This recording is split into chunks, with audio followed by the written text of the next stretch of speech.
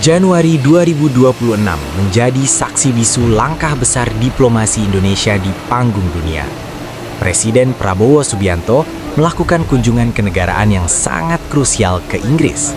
Bukan sekedar kunjungan biasa, ini adalah misi besar untuk membawa teknologi, investasi, dan pendidikan kelas dunia ke tanah air. Dari sambutan hangat Raja Charles III hingga komitmen pembangunan kapal ikan besar-besaran, apa saja hasil nyata dari perjalanan ini? Mari kita bedah tuntas.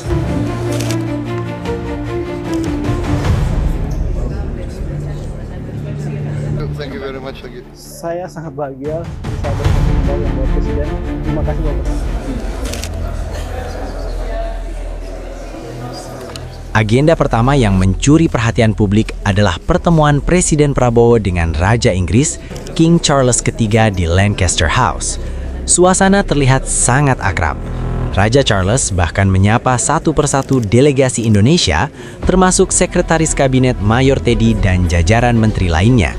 Pertemuan ini bukan hanya formalitas protokoler, tapi simbol kedekatan hubungan bilateral kedua negara yang semakin solid. Mereka juga sempat menghadiri breakfast discussion yang membahas isu lingkungan hidup, sebuah isu yang memang menjadi perhatian besar baik bagi Presiden Prabowo maupun Raja Charles.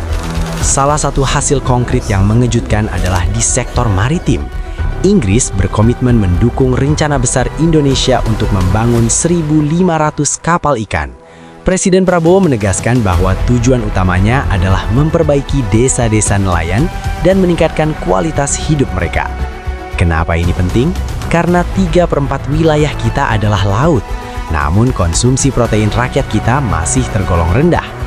Dengan teknologi Inggris, Indonesia ingin mempercepat pertumbuhan ekonomi biru kita. Namun, gebrakan yang paling dinanti adalah di bidang pendidikan. Presiden Prabowo secara terbuka mengajak universitas-universitas terbaik Inggris untuk mendirikan kampus di Indonesia. Beliau ingin standar pendidikan kita sederajat dengan yang terbaik di dunia. Saat ini, kerjasama sudah mulai berjalan di Singosari dan Bandung dengan fokus pada bidang digital dan teknologi. Bayangkan, anak muda Indonesia nantinya bisa menempuh pendidikan standar global tanpa harus terbang ke London. Ini adalah investasi jangka panjang untuk SDM kita. Diplomasi berlanjut ke meja makan siang bilateral dengan Wakil Perdana Menteri Inggris, David Lammy. Di sini, fokusnya lebih tajam ke arah investasi dan keuangan. Inggris diakui memiliki kekuatan finansial dan teknologi yang sangat dibutuhkan Indonesia untuk mempercepat hilirisasi dan transformasi digital. Dengan sinergi ini, kedua belah pihak diuntungkan dalam kemitraan strategis yang baru. Kunjungan ke Inggris ini membuktikan bahwa Indonesia semakin diperhitungkan di mata dunia. Dari diplomasi kerajaan hingga kerjasama ekonomi yang sangat teknis, Presiden Prabowo sedang meletakkan fondasi kuat bagi masa depan bangsa. Bagaimana pendapat kalian tentang langkah berani ini? Tulis di kolom komentar ya. Jangan lupa like dan subscribe untuk update berita diplomasi lainnya. Inggris, kami ingin tahu, tadi sempat membahas tentang New Strategic Partnership antara Indonesia dan juga Inggris. Ini seperti apa, Bapak? Iya, kita memandang